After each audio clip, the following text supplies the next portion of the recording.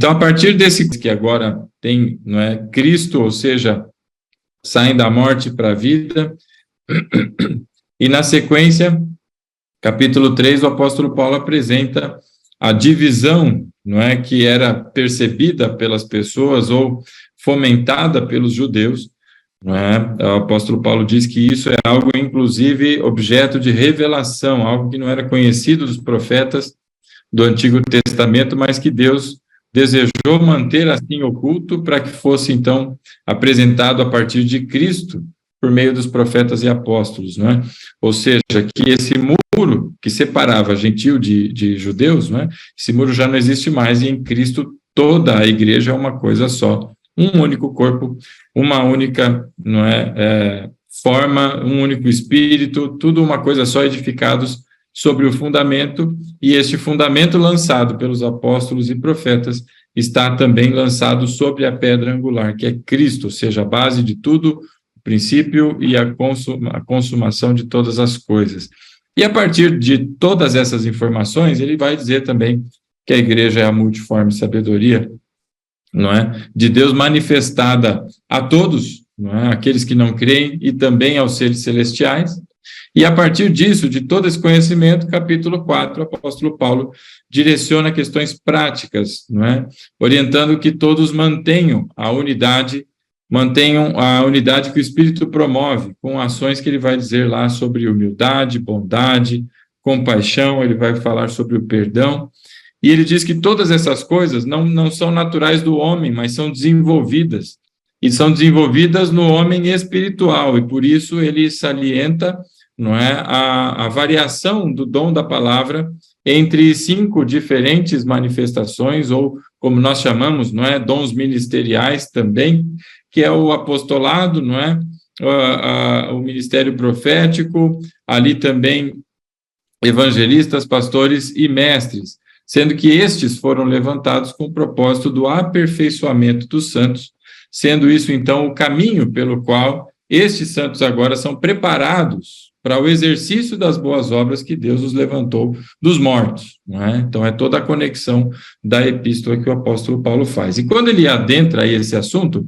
ele vai fazendo o comparativo do velho com o novo homem, aquele texto famoso, não é, que todos nós conhecemos, de despir-se do velho homem e nos revestirmos do novo. E aí ele vai fazendo comparativos com filhos da luz e filhos da desobediência, são todos comparativos, determinando ali, através, né, do texto, o que é característica e atitude, não é, do velho homem ou do filho da desobediência, e o que é característica do novo e filhos da luz. E aí chegamos, na semana passada, na questão da comunhão, da vida, não é, num contexto, seja em comunidade no sentido da igreja, efetivamente, mas onde todos nós nos relacionamos. Ele abrange agora os relacionamentos de uma maneira, não é, bastante genérica, sendo que todos nós nos relacionamos com pessoas, sendo de trabalho, sendo de família, sendo da igreja, sendo de colegas de vizinhança, enfim. E dentro dessa questão há uma necessidade, não é, de que a gente se encha do Espírito em vez de tomar forma do mundo, em vez de embriagar-se com o mundo. E o caminho para o qual isso é feito, não é? Ou seja, encher-se do Espírito, é o que nós falamos, não é, na semana passada. Ele traz no capítulo 3 da Epístola aos Colossenses, não é? O que seria encher-se do Espírito, se não ter um pleno conhecimento, não é, acerca da palavra. É ter na plenitude da palavra manifestada em você. Isso é encher-se do Espírito. As demais maneiras, não é, de interpretar o que seria estar cheio do Espírito, não é, ou encher-se do Espírito, que é, como falamos, alguns vão tratar de que a gente esvazie-se, não é, cada um de si mesmo, e buscar as coisas que são do alto para nos enchermos daquilo que é a fruto da luz, não é, fruto do Espírito. É razoável pensar assim, mas não é isto que fala o apóstolo Paulo. Não tem problema nenhum argumentar dessa maneira, até porque é uma busca que a Bíblia nos orienta a ter. Mas o que o apóstolo Paulo está falando é sobre conhecimento, não é, acerca do Senhor Jesus, acerca da sua obra, não é? Está falando de palavra, não está falando de ações, não é, e manifestações espirituais, que são consequências, são frutos, não é, do ato de estarmos cheios, ou seja, com a sua palavra. Isso você encontra no capítulo 3 de Colossenses, como vimos na semana passada. E na sequência, não é, o apóstolo Paulo fala de outros 3 tipos de relacionamento. Ele parte do relacionamento agora conjugal. Em seguida, ele vai tratar da questão, não é, entre pais e filhos. E, na sequência, o relacionamento profissional, especificamente falando sobre o comportamento dos servos e dos senhores, não é? Então, ele vai abrangendo as esferas do relacionamento aqui, e nós vamos, hoje, a partir do verso 22. E aí são temas divertidos, não é? Polêmicos, falamos um pouquinho acerca deste, que é o verso 22 em especial, não é? Há 1 ou 2 cultos atrás, quando falávamos aí sobre a questão da mulher ser auxiliadora e o significado disso, não é? E agora o apóstolo Paulo vem trazendo essa relação da mulher com o marido, do marido com a mulher, depois de tratar o todo, independente de vínculos e afetividade, mas que todos devem, não é, agir de uma maneira, não é? Ou seja, estando cheios do Espírito, cheio do conhecimento, e a partir disso manifestando os frutos e dons espirituais, e a partir dali ele segue para o verso 22. E olha só como é que começa. Efésios 5, verso 22. Ele diz assim: mulheres, sujeite-se cada uma ao seu marido como ao Senhor.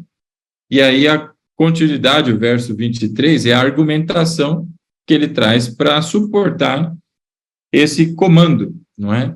Que traz aqui o verso 22. A sujeição da esposa ao marido, não é? Ela deve ser não de uma qualquer maneira, senão como ao Senhor. E aí o verso 23. Pois o marido é o cabeça da mulher, como também Cristo é o cabeça da igreja, que é o seu corpo, do qual ele é o Salvador. Então vem a argumentação no verso 23, não é? Como o que ele quer dizer com o verso 22 da sujeição. E aí, meu irmão, minha irmã, aí é tema polêmico, né? E é polêmico, penso eu, tão somente porque tem muita bobagem sendo veiculada, porque ele é simples na compreensão, os versos seguintes são bastante claros com o seu objetivo, não é? E essa sujeição é algo que realmente incomoda, não é, o universo feminino. É alvo aí de bastante crítica, é alvo de pessoas dizendo que não concordam, que não é isso, que o Deus delas não é dessa maneira, e assim por diante, não é?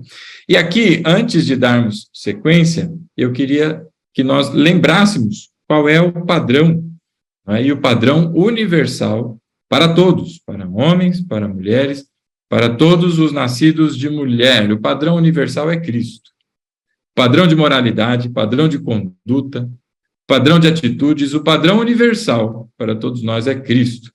Lá em Hebreus, no capítulo 1, vai dizer que o Senhor Jesus é a expressão, não é, exata, é o resplendor da glória de Deus e a expressão exata do ser de Deus. É o parâmetro universal para todos nós, não é? Não há o que destoar disso. E com isso em mente, nós vamos para o verso 22, que está se referindo diretamente às mulheres, as quais têm como padrão também o Senhor Jesus, não é? Não é porque é mulher que não teria. E nesse sentido mesmo. Por isso diz o apóstolo Paulo, sujeite-se cada uma ao seu marido. Se nós fôssemos no capítulo 3 lá de Colossenses, como vimos, não é? Colossenses é uma carta irmã da carta aos Efésios, ela é muito semelhante no seu conteúdo, uma deve ter inspirado a outra, a ordem dos tratores não afeta a ponte. O fato é que elas têm uma relação muito próxima, não é? No seu conteúdo, então algumas coisas nós observamos em complemento. Então, no capítulo 3, não é? No verso 18, o apóstolo Paulo se refere da mesma maneira, dizendo, mulheres, sujeitem-se cada uma ao seu marido, como convém a quem está no Senhor. Então, aqui ele diz como convém a quem está no Senhor, ou seja, para o mundo isso não é uma prática. Portanto, mulheres jamais observem, não é, a vizinha, jamais obtenham aí conselhos de pessoas que não servem a Deus, porque para estas pessoas o padrão de Deus, obviamente, não é observado, não é? Por isso diz o apóstolo Paulo, como convém a quem está no Senhor. Mas lá em Efésios, no verso 22, ele diz, sujeite-se cada uma ao seu marido, como ao Senhor, não só como convém ao Senhor. Então, as coisas vão se complementando. É como ao Senhor e como convém a quem está no Senhor. Ou seja, há um padrão de conduta para as mulheres que a Bíblia estabelece, e o padrão está na sujeição, entre outras questões. Aqui o padrão está em sujeitar-se, porque isso convém a quem está no Senhor. Então, toda mulher cristã que se levanta em rebeldia, não é, a isto que é uma ordenança do Senhor, obviamente comete pecado e não está como convém a quem está no Senhor. Portanto, tem aí uma ação contrária. Além do apóstolo Paulo, o apóstolo Pedro também faz referência, não é, na sua primeira epístola, também no capítulo 3. Nós vamos até lá, capítulo 3, da primeira de Pedro. Ele traz ali, são textos que eu tenho aqui comigo, que você já os conhece. Nós estamos passando por ele para só os detalhes, não é? No capítulo 3, no verso 1, ele vai dizer o seguinte, do mesmo modo, mulheres, sujeite-se cada uma ao seu marido, a fim de que, se ele não obedece à palavra, ele seja ganho sem palavras pelo procedimento da mulher, observando a conduta honesta e respeitosa de vocês. Então, há respeito envolvido também na observância do mandamento, não é?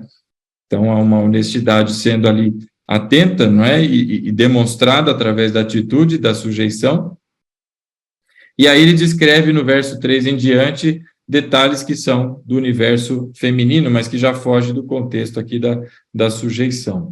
Então, tanto o apóstolo Paulo quanto Pedro tratam e abordam o mesmo assunto e da mesma maneira. Isso é importante que fique claro para que não haja dúvidas acerca do que se refere.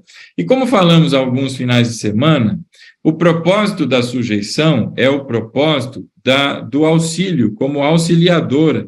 Portanto, há papéis e responsabilidades que Deus distribui, não é? E Deus instituiu ao homem o papel de ser o líder espiritual na sua casa, sendo a mulher agora a sua auxiliadora no propósito, não é, da edificação do lar.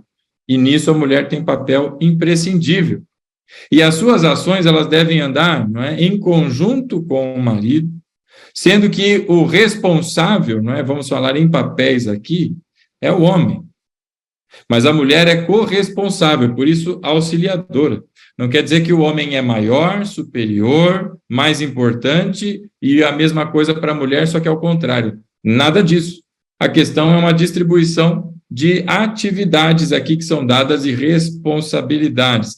Então, esta sujeição é uma sujeição que envolve respeito, como nós já vimos agora há pouco, respeito à liderança que Deus instituiu ao marido, respeito, não é, a esse comando que Deus dá às mulheres, não é, vem da parte do Senhor. Nós cremos que a Bíblia ela é um livro inspirado e não um conjunto de doutrinas que segue, inclusive, um modismo da época, como alguém pode levantar e dizer que esse era o machismo que tinha na época. O Espírito ele está para muito além das eras, não é? Quando Deus olha para a humanidade, ele vê o início e o fim da mesma maneira, não tem distinção. Então, não haveria argumentação a esse respeito, mas é o caminho que Deus institui para que a mulher se sujeite em amor, considerando todo esse contexto que Efésios trouxe até aqui, ou seja, com humildade, com bondade, com compaixão, perdoando, com todos os contextos que cabem ao novo homem, ou seja, a nova criatura, a ser filho da luz. Não muda em nada.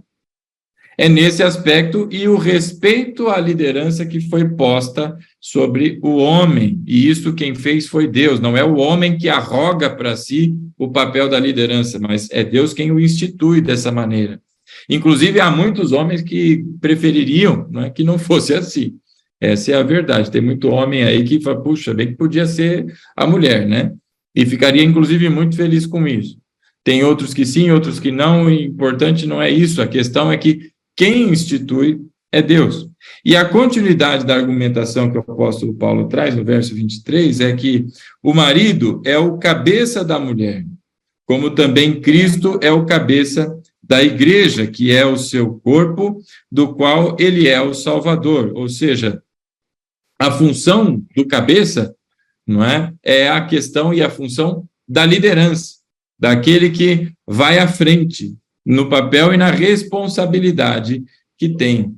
E aqui, a indicação do verso 23 explica, não é?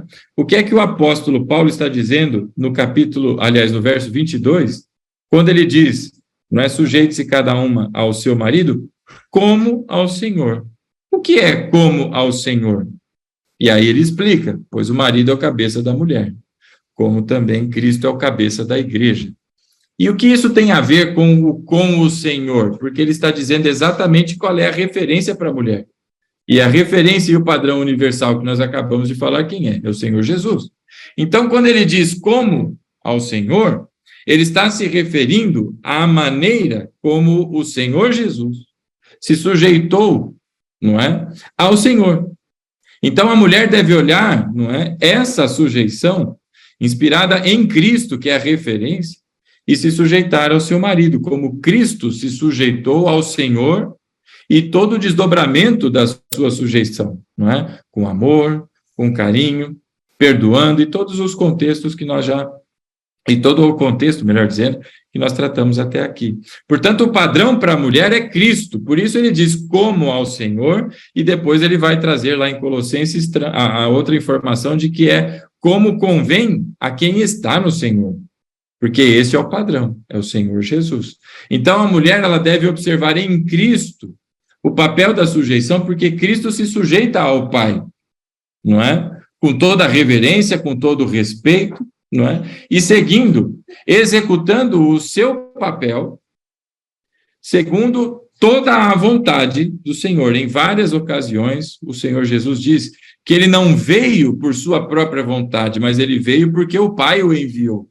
Ele não está dizendo aquelas coisas de si mesmo, mas ele está dizendo aquilo que do Pai ele recebeu para dizer, não é? E o que são todas essas coisas, se não estar sujeito a Deus?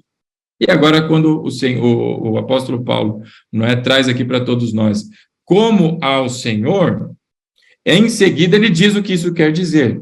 Pois o marido é o cabeça da mulher, como também Cristo é o da igreja, que é o seu corpo, do qual ele é o Salvador. Então, ele está apontando para Cristo na referência. E aí ele explica isso comparando, porque o papel do homem no relacionamento é como o papel do Senhor Jesus para com a sua igreja. E Cristo estava sujeito a Deus, portanto, a mulher deve estar sujeita ao marido, assim como a igreja está sujeita a Cristo. A igreja não faz o que quer e segue da maneira como quer, de maneira desordenada, mas ela segue segundo a palavra, e a palavra de Cristo. Porque existe um papel de liderança, existe aqui o cabeça de toda a igreja, não é? Que é o Senhor Jesus. Então, essa é a comparação que o apóstolo Paulo faz, não é? E isso tudo está bastante conectado, não é? E diretamente, inclusive, com o momento lá no Jardim do Éden. Com o momento da queda, em que o Senhor ali, ele dá a condenação para tudo o que acontece, ele dá ali a sua sentença à serpente, e depois ele vai à mulher. Vamos lá no capítulo 3 de Gênesis, só para relembrar que eu creio que você se lembra bem desta passagem, né?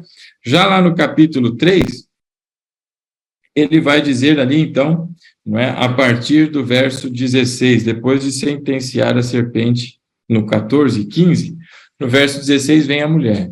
E a mulher, ele declarou, é Deus dizendo à mulher: multiplicarei grandemente o seu sofrimento na gravidez, e com sofrimento você dará à luz filhos. Seu desejo será para o seu marido, e ele a dominará. Então, há aqui o reflexo do pecado afetando diretamente duas áreas que são bastante importantes para a mulher, não é? O matrimônio, que acho que é não sei hoje em dia, mas há muito tempo atrás se ouvia dizendo que o sonho de toda mulher era entrar de véu e grinalda na igreja, o sonho do matrimônio. E o sonho da maternidade.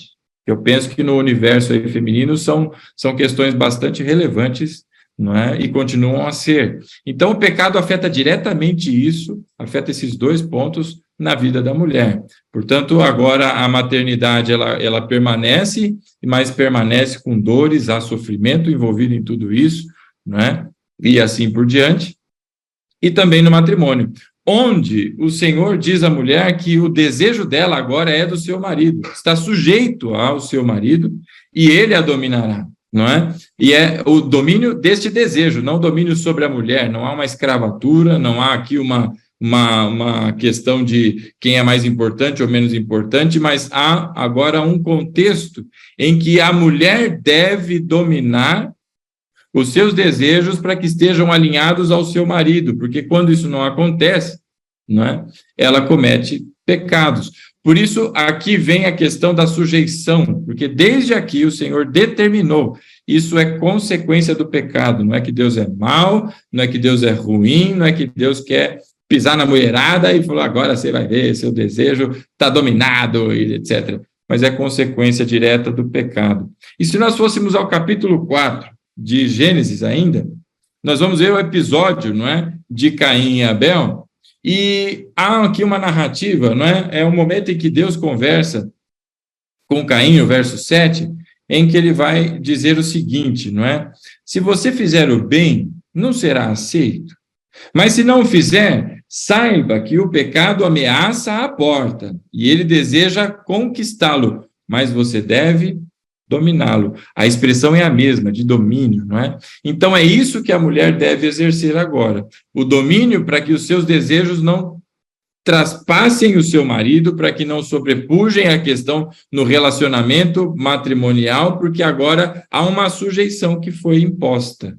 E essa imposição vem de Deus. E isso é bastante, não é, mal recebido pelas mulheres, e isso é muito mal vivido e trabalhado nos relacionamentos no dia a dia. E isso porque o marido avança o sinal no sentido de achar que ele é o dono da cocada preta, né? O rei da cocada preta. Ou a mulher, não é que de jeito nenhum. Eu não levo desaforo para casa, eu não dependo de homem nenhum vai mandar em mim, e coisas assim, etc. e tal. Por quê? Porque não conhece o contexto e o sentido. Né? O sentido é exatamente esse que nós estamos tratando agora aqui. Há um papel e uma responsabilidade. Assim como quem, numa organização, ao trabalhar, ele deve seguir o contexto de regras definido pela empresa, não é? Para o bom funcionamento de tudo, não é? Assim também a esposa deve seguir, não é? Naquilo que foi alinhado e combinado na sua família. Sendo que a última palavra não é da esposa, mas a liderança vem do marido. E o marido compartilha isso com a esposa e juntos, não um e nem outro, mas juntos há a decisão. Mas nem sempre há acordo, não é? Nem sempre há um caminho igual e apaziguado. E quando isso acontece, não é? Deus institui que a liderança ela é do homem. Então, assim a coisa deve avançar. Isso é muito mal recebido na igreja contemporânea, não é? As pregações elas têm sido muito meticulosas, com medo de colocar a perspectiva bíblica por conta aí do feminismo que está tomando proporções no mundo, não é? E como nós falamos aquele dia, não é nem o machismo e nem o feminismo, porque não existe quem seja mais e quem seja menos. A mulher ela deve, sim, toda a sociedade deve lutar pelo seu direito, né? E pelo direito das mulheres, assim como dos homens. Não é o direito de um em detrimento do outro. De nenhum dos lados, de nenhuma maneira, porque Deus criou de maneira igual, não há diferença, não é, em termos de quem seja mais ou menos, mas Deus distribuiu, não é, as responsabilidades e o cuidado ao homem, por isso a mulher o auxilia em toda essa tarefa. E aí muita mulher torce o nariz, mas torce o nariz porque às vezes deixou de ler a Bíblia. Porque se nós lêssemos o versículo anterior, e que tem exatamente o mesmo sentido, você ia notar que o homem deve a mesma sujeição à mulher. Não é só a mulher ao homem.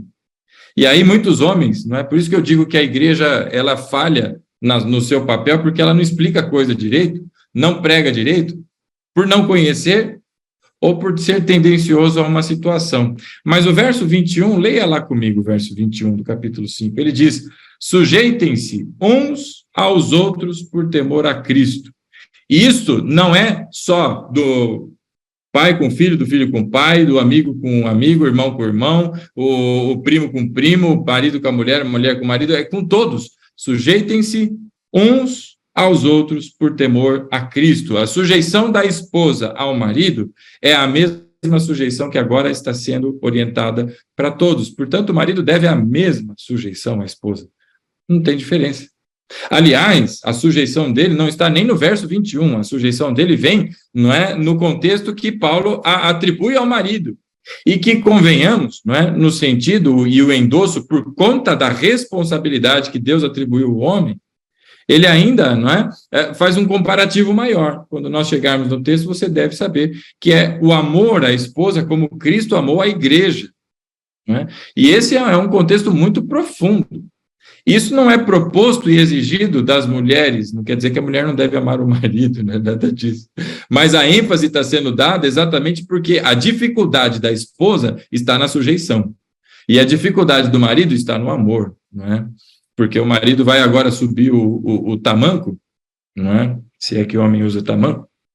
Mas ele vai subir na tamanca, com o seu narizinho empinado, e vai falar, ê, mulherada, deve se sujeitar a mim aí, porque eu sou o marido aqui. Vai fritar ovo 2 horas da manhã, igual o cara não é? Vai pedir para a mulher, e tem uns loucos aí para tudo nesse mundo, né? Mas quando nós olhamos aí o verso 21, nós entendemos que a sujeição, ela é a mesma, não tem diferença, não é? O que o apóstolo Paulo está trazendo aqui é porque é exatamente essa dificuldade que as mulheres têm no relacionamento, não é? Tem muita mulher querendo assumir o papel do marido, e isso dá ruim, dá problema, por isso ele traz. Há uma necessidade de sujeição, e essa sujeição, ela é louvável, porque ela é semelhante à sujeição que Cristo tem ao Senhor, não é? Então, não deve se olhar com, sabe porque essa mulher, não é essa bobagem, não é? Que é o machismo ou o feminismo propõe, a igreja está sendo muito influenciada por essas ideias, não é? Sem sentido e rasas, não é? Do mundo pós-moderno aí, a gente tem que tomar cuidado. Mas o homem deve a mesma sujeição à mulher, não é? E ainda é acentuado o ponto, porque ele continua. Depois de dizer no verso 23 ali, que o marido é o cabeça da mulher, como também Cristo é o cabeça da igreja, que é o seu corpo do qual ele é o Salvador, o verso 24, ele vai dizer que, assim como a igreja está sujeita a Cristo, também as mulheres estejam em tudo sujeitas ao seu marido, ou cada qual ao seu marido. Então, essa relação de sujeição é no sentido da autoridade, do papel, da responsabilidade, e a mulher assumindo a sua posição de auxiliadora, para a qual Deus a criou, não é? Fazendo agora par com o homem, e neste par, não é? O compartilhamento do trabalho, sendo a responsabilidade divididas da maneira como nós já vimos até aqui. Então, há essa sujeição da mulher ao homem e também do homem à sua esposa. Não tem nenhuma diferença, e é lamentável ver como há uma ênfase nisso, não é? Como se fosse um encargo da mulher só, não é? E o homem não devesse. É por isso que o cara vai acordar 2 horas da manhã e vai pedir para fritar um ovo, né? E eu falei para ele que eu ia acordar elas 2 da manhã para fazer um miojo. Aleluia, ela está aqui do lado. Eu posso ouvir um glória a Deus? Bem. Não? Amém. E aí ele continua no verso 25, e agora ele vira, ele sai da mulher e ele aponta agora para os hermanos, né? Agora aponta para os homens. Aí a coisa vai ficando divertida, né? E aí ele diz, maridos, ame cada um a sua mulher, assim como Cristo amou a igreja e entregou-se por ela, para santificá-la, tendo-a purificado pelo lavar da água mediante a palavra, e para apresentá-la a si mesmo como igreja gloriosa, sem mancha, nem ruga ou coisa semelhante, mas santa e inculpável, como está na NVI, não é? Então, veja que a responsabilidade do homem é a mesma atribuída a Adão.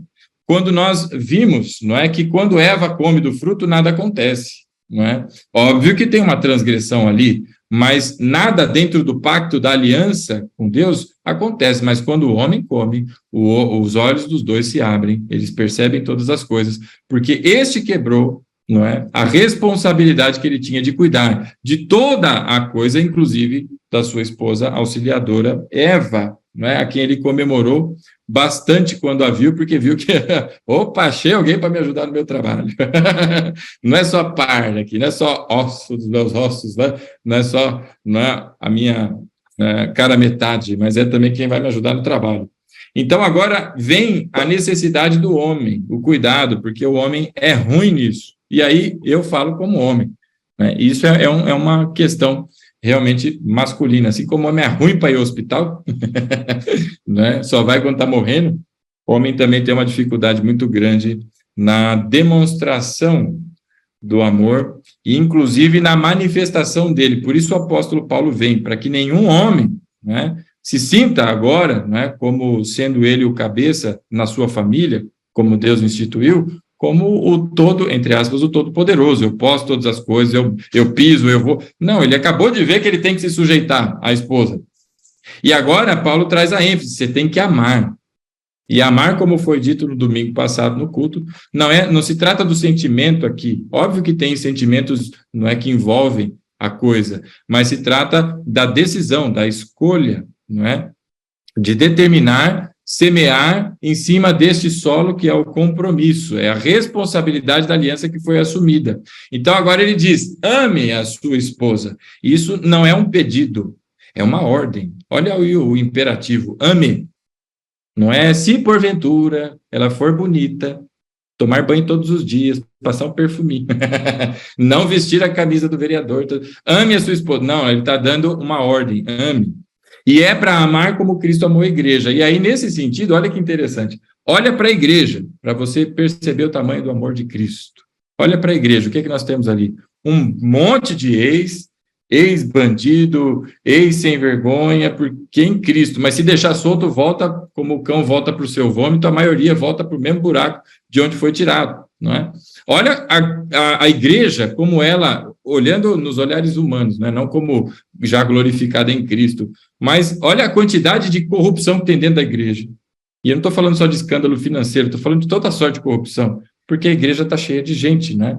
Como você e eu, que temos aí uma natureza com uma inclinação pecaminosa. Você vai ver um monte de politicagem, de gente tentando se orquestrar para alcançar um cargo superior, gente que vai para a igreja ou que serve na igreja por conta de uma remuneração e não pelo seu chamamento, não pela sua, pelo seu direcionamento, não é? Ministerial, mas porque tem alguma remuneração associada, gente que vai à igreja por interesses próprios e tudo mais. Isso é a igreja.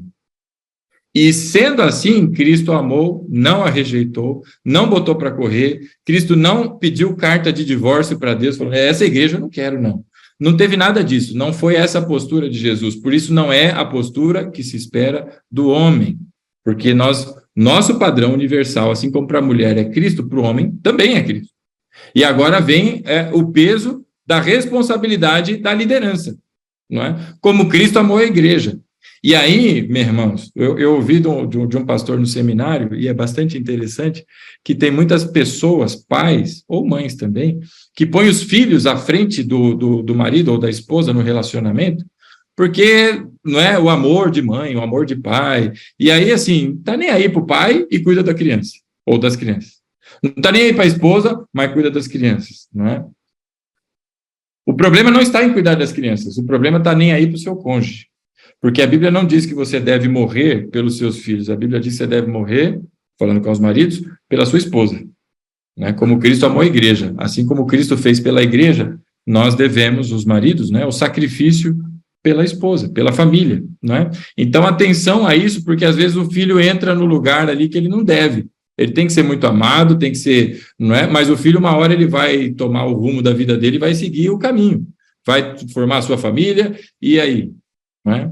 Então, a atenção a esses detalhes. Por isso, ele traz a relação do marido, não é, com a igreja. E por que ele fala tanto do amor para o marido? Porque é exatamente essa a deficiência do homem. E aí nós vamos ver isso mais claro lá em Colossenses, de novo, né, a carta irmãzinha de Efésios, no capítulo 3, nós vamos encontrar lá no verso 19 do capítulo 3. Paulo está tratando das mesmas coisas, mas de uma maneira sucinta.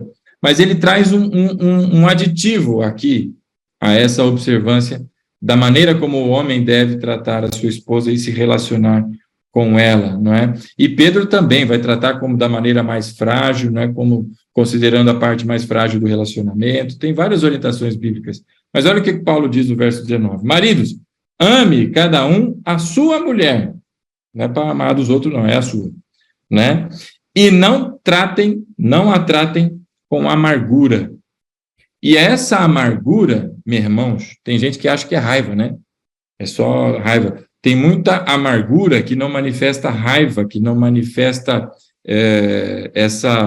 esse calor, mas continua amargurado e trata mal com amargura. Essa amargura pode ser exatamente fruto da falta de compreensão de que o homem também deve se sujeitar à sua esposa. E acha que ele é o líder, o chefe da casa, então ele faz do jeito que ele quiser mesmo, pode tratar, porque é isso mesmo, você é minha empregada, você é minha capacha, né? Você deve fazer as coisas. Então, é desse tipo de coisa que está tratando aqui também o apóstolo Paulo, para que não haja amargura, mas no lugar da amargura, o amor, não é? E é um amor sincero, verdadeiro, que está imbuído de bondade, de humildade, de perdão, que é tudo que ele tratou desde o capítulo 4 até chegar aqui. Isso não é para com os outros só, é para com os outros e para com a esposa. E isso é um problema que o homem tem. Só que aí a coisa intensifica, não é? E aí o apóstolo Paulo continua. Quem mandou nascer homem? Toma. Aí vem o verso 26. E ele diz que isso tem um propósito.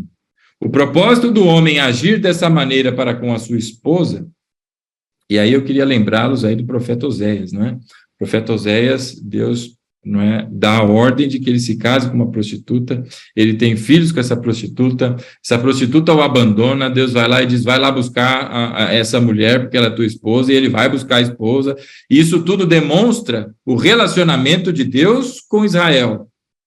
Em outras palavras, não é? É o relacionamento do Senhor com a sua igreja, sendo que a prostituta é a representação da igreja, a representação do povo de Israel, não é? Então, é assim que o marido deve tratar a esposa, independente de qualquer coisa, não é? É este amor sacrificial, não é qualquer amor assim de book, fiquei feliz, né? Os olhos brilharam, é tudo isso. O sentimento faz parte, envolve e deixa a coisa cada vez mais bonita, não é? Mas o fato é o compromisso e a responsabilidade. E qual que é o propósito do marido ter essa atitude? Verso 26. Para santificá-la. É papel do homem, através do seu amor sacrificial, conduzir a sua esposa no caminho da santificação. E aqui, veja que é este o propósito do Senhor com a igreja.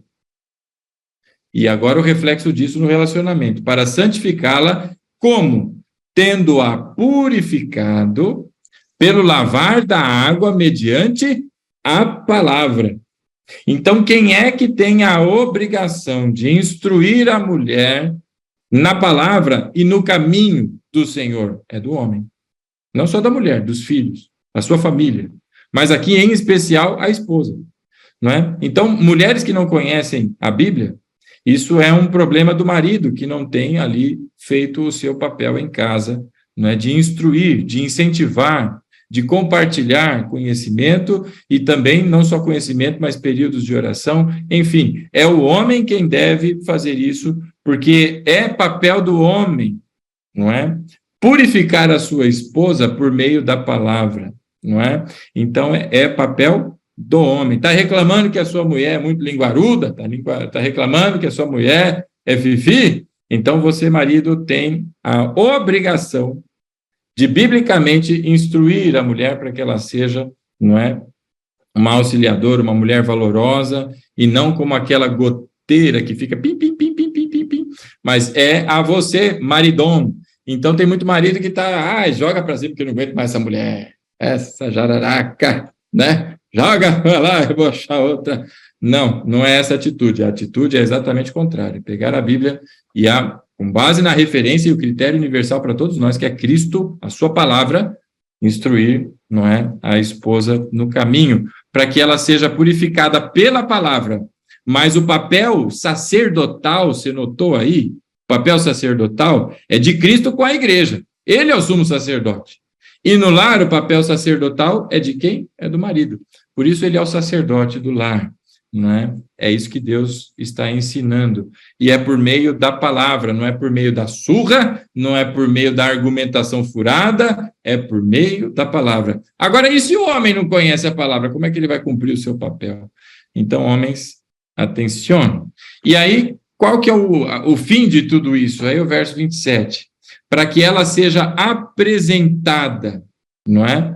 Como igreja gloriosa, sem mancha nem ruga ou coisa semelhante, mas santa e inculpável, não é? Ou irrepreensível, como talvez esteja em algumas outras traduções. E o que isso quer dizer? Você está achando que a tua mulher está feia, é porque você não está investindo nela.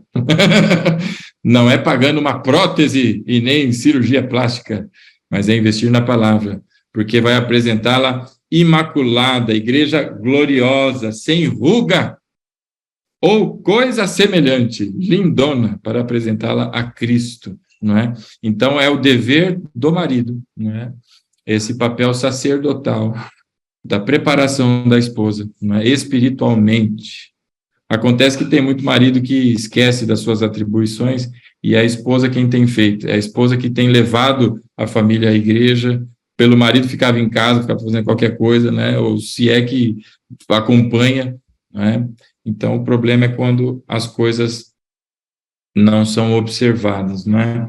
Então, ele diz ali que é papel do homem esse cuidado, não é, com a mulher. E no verso 28, da mesma forma, os maridos devem amar cada um a sua mulher como ao seu próprio corpo, porque quem ama a sua mulher, ama a si mesmo. E o propósito aqui, eu acho que é bem simples de entender, né? Você não faz algo para si mesmo, sabendo que isso vai lhe causar dor, sofrimento, ou que não seja agradável a você, geralmente, né? A não ser que você seja daquela turma que fica dando chicotada nas costas, né? Que eu esqueci o nome, mas também não importa. Mas a quem ama a sua esposa é como quem ama a si mesmo, porque cuida dela da mesma maneira que cuida de si mesmo. Por isso, lembra o verso 21, que nós acabamos de ler? Sujeitai-vos uns aos outros. Então, é o cuidado. Servir de toda maneira, não é só... Muitos maridos pensam que a sua responsabilidade é trabalhar e trazer o sustento para casa e acabou.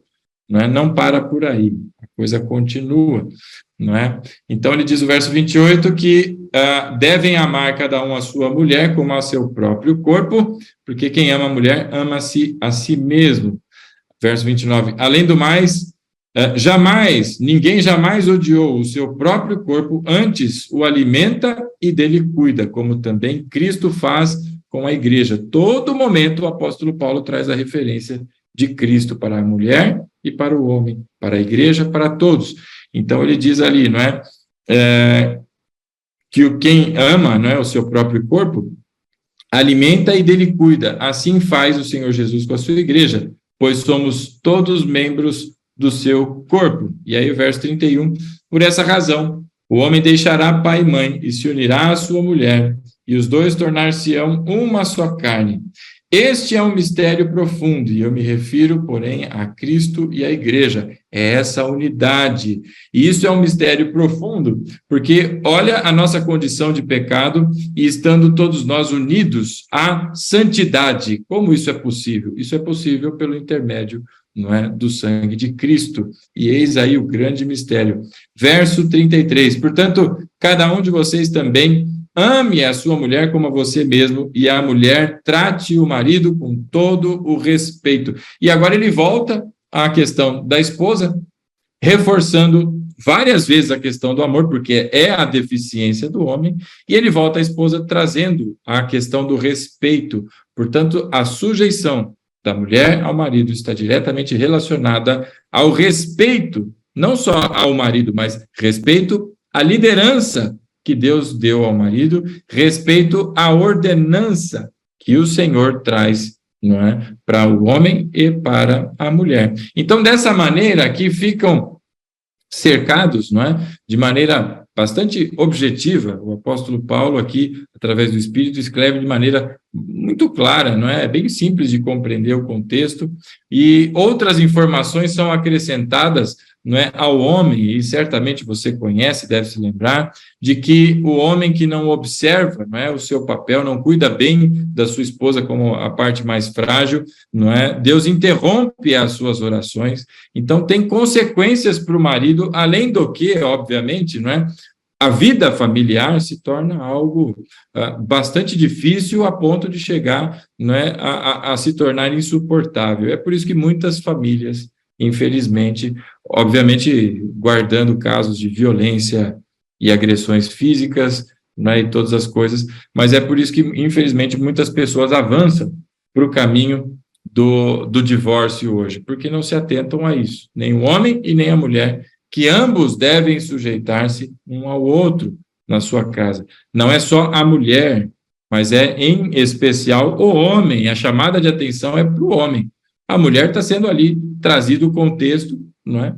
Porque é uma área que foi afetada pelo pecado, mas principalmente ao homem, porque na condição da liderança, não é, o marido trata a mulher de qualquer maneira. E nós vamos falando aqui acerca do que nós vemos biblicamente. E se você pegar o livro de Juízes, nos últimos capítulos do livro de Juízes, você vai encontrar a história de um sacerdote, de um levita, que está com uma concubina. Primeiro, ele não deveria ter uma concubina, mas ele tem uma concubina, para você ver o padrão moral, né, lá embaixo, para baixo da linha.